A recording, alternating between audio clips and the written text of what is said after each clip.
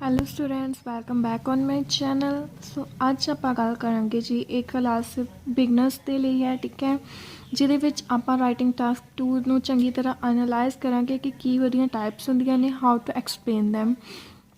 So first of all ਜੇ ਆਪਾਂ ਇਹਦੀ ਟਾਈਪਸ ਦੀ ਗੱਲ ਕਰੀਏ ਦੈਨ ਰਾਈਟਿੰਗ ਟਾਸਕ 2 ਜਿਹੜਾ ਹੈ 5 ਟਾਈਪ ਦੇ ਐਸੇਸ ਦੇ ਵਿੱਚ ਡਿਵਾਈਡਡ ਆ।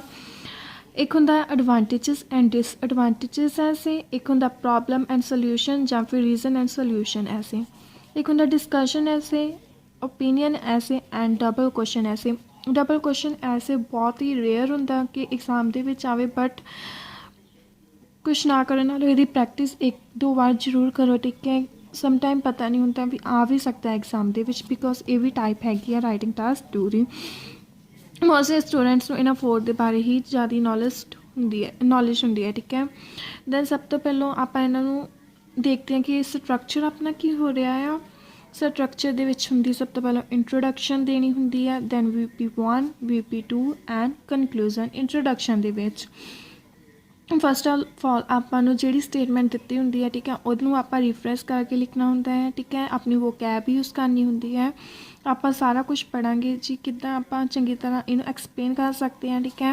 Then after it VP1 VP2 VP1 like sometime जे तुहानूं उन्होंने ओपीनियन पुछिया होया, ठीक है, उन्होंने तेनों पुछिया तुसीं एग्री हो डिसएग्री हो, आपां VP1 दे विच आपां एग्री क्यों आ उन्होंने एक्सप्लेन कर देना, VP2 दे विच आपां डिसएग्री क्यों आ उन्होंने एक्सप्लेन कर देना, ठीक है। उन्होंने आपां चंगी तरह पढ़ांगे कि आपां सैंपल आंसर देख के इन्होंने देखेंगे कि किद्दां आपां इन्होंने चीज़ों नूं लिखना है, ठीक है। Then at the end conclusion फिर तुसीं पूरे ऐसे दे विच की निकल के आ रहा है, ठीक है, एंड ते तुसीं कनक्लूजन विच दे देना है। ਹੁਣ देखो जे ओपीनियन वाला क्वेश्चन है, ठीक है, ਉਹਦੇ ਵਿੱਚ मोस्टली ना एट द एंड क्वेश्चनस ਹੁੰਦੇ ਆ। व्हाट इज़ योर ओपीनियन, ਤੁਹਾਡੀ ओपीनियन ਕੀ ਆ। डू यू अग्री और डिसएग्री, ਤੁਸੀਂ एग्री हो डिसएग्री, लाइक ਤੁਹਾਡੀ ओपीनियन ही है कि ਤੁਸੀਂ ਇਹਦੇ ਨਾਲ एग्री जा रहे हो इस चीज़ ਨਾਲ ਜਾਂ डिसएग्री जा रहे हो, ਜਾਂ फिर to what extent do you agree और डिसएग्री, ठीक है, कित्थे तक ਤੁਸੀਂ एग्री हो ਜਾਂ डिसएग्री हो। ਹੁਣ ਜੇ ਆਪਾਂ ਇਹਦੇ ਵਿੱਚ ਕੋਈ ਟਿਪਸ ਲੈ ਲਈਏ ਦੈਨ, ਠੀਕ ਹੈ, ਇਹਦੇ ਵਿੱਚ ਆਪਾਂ ਕੀ ਕੀ ਕਰ ਸਕਦੇ ਹਾਂ। ਜਾਂ ਤਾਂ ਆਪਾਂ ਇੱਕ ਸਾਈਡ 'ਤੇ, ਠੀਕ ਹੈ, ਕੋਈ ਇੱਕ ਸਾਈਡ ਦਾ ਆਰਗੂਮੈਂਟ ਲੈ ਸਕਦੇ ਹਾਂ, ਲਾਈਕ ਆਪਾਂ ਐਗਰੀ ਵੀ ਹੋ ਸਕਦੇ ਉਸ ਚੀਜ਼ ਨਾਲ ਜਾਂ ਡਿਸਐਗਰੀ ਵੀ ਹੋ ਸਕਦੇ। ਜੇ ਆਪਾਂ ਐਗਰੀ ਹੋ ਗਏ ਆਪਾਂ VP1 VP2 ਦੋਨਾਂ ਦੇ ਵਿੱਚ ਉਹੀ ਐਕਸਪਲੇਨ ਕਰਨਾ, ਜੇ ਆਪਾਂ ਡਿਸਐਗਰੀ ਚੱਲ ਰਹੇ ਆਪਾਂ ਦੋਨਾਂ VP ਦੇ ਵਿੱਚ ਉਹੀ ਐਕਸਪਲੇਨ ਕਰਨਾ। ਜਾਂ ਫਿਰ state your opinion clearly in the introduction, ठीक है, अपना ਜਿਹੜਾ ओपीनियन ਆਪਾਂ ਉਹਨੂੰ इंट्रोडक्शन ਦੇ ਵਿੱਚ क्लीयर कर सकते हैं, ठीक है। ਜਾਂ ਫਿਰ keep same opinion through out the ऐसे, ठीक है, इको ओपीनियन सेम ओपीनियन तुसीं, ठीक है, पूरे ऐसे ਦੇ ਵਿੱਚ लिख सकते हो। ਜਾਂ ਫਿਰ अपने reasons why you hold this view, ठीक है, ਜਾਂ ਫਿਰ रीजन ਦੇ सकते हो कि ਤੁਸੀਂ ਉਸ ओपीनियन ਦੇ ਨਾਲ ਕਿਉਂ ਚੱਲ ਰਹੇ ਹੋ, ठीक है। ਜੇ ਆਪਾਂ ਗੱਲ ਕਰੀਏ ਡਿਸਕਸ਼ਨਸ ਦੀ ਤੁਹਾਨੂੰ ਇੱਦਾਂ ਥੋੜ੍ਹੀ ਕਨਫਿਊਜ਼ਨ ਰਹਿ ਜਾਊਗੀ, ਬਟ ਜਦੋਂ ਆਪਾਂ ਸੈਂਪਲ ਆਂਸਰ ਲਿਖਾਂਗੇ ਨਾਲ ਨਾਲ ਇਹਨੂੰ ਇੰਪਲੀਮੈਂਟ ਕਰਾਂਗੇ ਤਾਂ ਤੁਹਾਨੂੰ ਚੰਗੀ ਤਰ੍ਹਾਂ ਸਮਝ ਆ ਜਾਊਗੀ। ਸੋ ਤਦ ਤੱਕ ਲਈ ਚੈਨਲ 'ਤੇ ਵੀ ਬਣੇ ਰਹੋ, ਠੀਕ ਹੈ, ਚੈਨਲ ਨੂੰ ਸਬਸਕ੍ਰਾਈਬ ਕਰਕੇ ਬੈਲ ਆਈਕਨ ਜ਼ਰੂਰ ਦਬਾ ਲਿਓ ਤਾਂ ਕਿ ਜਿੱਦਾਂ ਇਹ ਸੈਂਪਲ ਆਂਸਰ ਦੀਆਂ ਵੀਡੀਓ ਮੈਂ ਪੋਸਟ ਕਰਾਂ ਤੁਹਾਡੇ ਕੋਲ ਨੋਟੀਫਿਕੇਸ਼ਨ ਪਹੁੰਚ ਸਕੇ।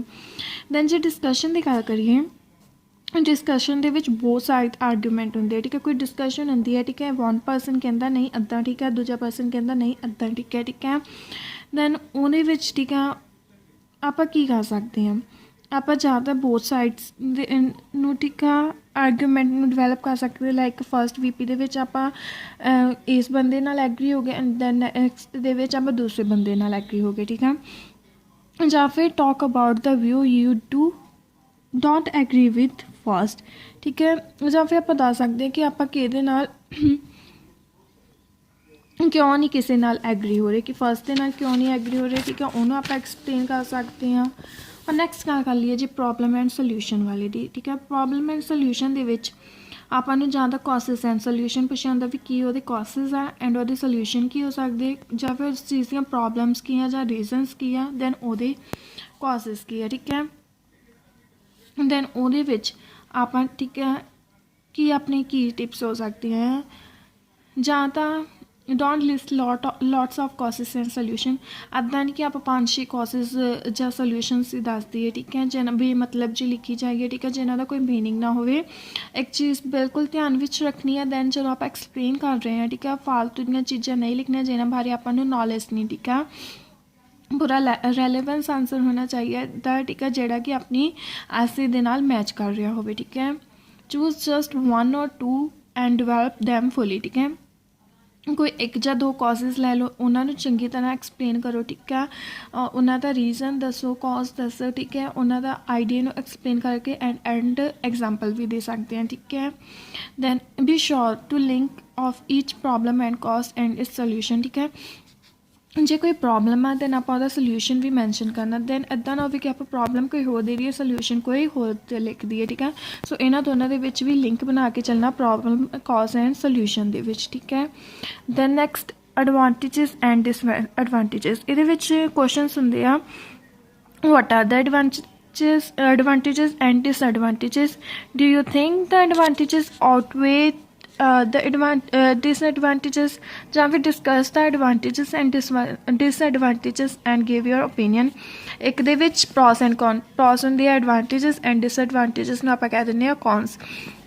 ਪ੍ਰੋਸ ਐਂਡ ਕੌਨਸ ਪੁੱਛ ਸਕਦੇ ਆ। ਠੀਕ ਆ, ਜਾਂ ਫਿਰ ਪੁੱਛ ਸਕਦੇ ਵੀ ਜਿਹਦੇ ਪ੍ਰੋਸ ਆ ਉਹ ਜ਼ਿਆਦਾ ਹੈ ਕਿਹਦੇ ਤੋਂ, ਇਹਦੇ ਕੌਨਸ ਤੋਂ। ਠੀਕ ਆ, ਜਾਂ ਫਿਰ ਡਿਸਕਸ ਕਰ ਸਕਦੇ ਆਪਾਂ ਪ੍ਰੋਸ ਐਂਡ ਕੌਨਸ ਬੋਥ ਨੂੰ ਐਂਡ ਆਪਣਾ ਓਪੀਨੀਅਨ ਵੀ ਦੇਣਾ। ਇਹਦੇ ਵਿੱਚ ਮੋਸਟਲੀ ਆਪਾਂ ਓਪੀਨੀਅਨ ਆਪਣਾ ਜਿਹੜਾ ਕਨਕਲੂਜਨ ਵਿੱਚ ਦੱਸ ਦਿੰਦੇ ਹੁੰਦੇ, advantages VP1 and disadvantages VP2 ਦੇ ਵਿੱਚ ਦੇ ਕੇ ਆਪਣਾ ਕਨਕਲੂਜਨ ਦੇ ਵਿੱਚ ਆਪਾਂ ਓਪੀਨੀਅਨ ਦੀ ਇੱਕ ਲਾਈਨ ਵੀ ਦੇ ਸਕਦੇ ਹਾਂ। ਠੀਕ ਹੈ, ਡਬਲ ਕੁਐਸਚਨਸ ਦੀ ਗੱਲ ਕਰੀਏ। ਠੀਕ ਹੈ ਸਟੂਡੈਂਟਸ, ਦੈਨ ਇਹਦੇ ਵਿੱਚ ਹੁੰਦਾ ਆ कि है ना तुसी बहुत क्वेश्चन दे फुली आंसर दे देना। ठीक है, ਇਹਦੇ ਵਿੱਚ ਇੱਕ ਚੀਜ਼ ਵੀ ਤੁਸੀਂ ਧਿਆਨ ਰੱਖਣੀ ਹੁੰਦੀ ਕਿ ਤੁਹਾਨੂੰ ਕਨਫਿਊਜ਼ਨ ਨਹੀਂ ਹੋਣੀ ਚਾਹੀਦੀ ਕਿ ਇੱਕ ਓਪੀਨੀਅਨ ਐਸੇ ਚੱਲ ਰਿਹਾ ਹੈ ਜਾਂ ਡਿਸਕਸ਼ਨ ਐਸੇ ਚੱਲ ਰਿਹਾ। ਠੀਕ ਹੈ, ਕਿਉਂਕਿ ਉਹਨਾਂ ਨੇ ਕੁਐਸਚਨਸ ਅੱਧਾ ਘੁਮਾ ਫਿਰਾ ਕੇ ਦਿੱਤਾ ਹੁੰਦਾ। ਠੀਕ ਹੈ, be careful that you don't end up with too many ideas to write about. ਠੀਕ ਹੈ, ਇੱਕ ਕੇਅਰਫੁਲ ਰਹੋ ਕਿ ਤੁਸੀਂ ਜਿੱਦਾਂ ਨਾ ਜ਼ਿਆਦਾ ਆਈਡੀਆਜ਼ ਨਾ ਦੱਸ ਦਿਓ, ਜਿਨ੍ਹਾਂ ਬਾਰੇ ਤੁਹਾਨੂੰ ਜ਼ਿਆਦਾ ਨੌਲੇਜ ਵੀ ਨਾ ਹੋਵੇ। ਠੀਕ ਹੈ, ਉਹਦੇ ਬਾਰੇ ਉਸ ਚੀਜ਼ ਬਾਰੇ ਲਿਖਿਆ ਕਰੋ ਜਿਹਦੇ ਵਿੱਚ ਤੁਹਾਨੂੰ ਥੋੜ੍ਹੀਆਂ ਬਹੁਤੀਆਂ ਲਾਈਨਸ ਆਉਂਦੀਆਂ ਹੋਣ ਐਂਡ ਪਰਫੈਕਟਲੀ ਆਉਂਦੀਆਂ ਹੋਣ।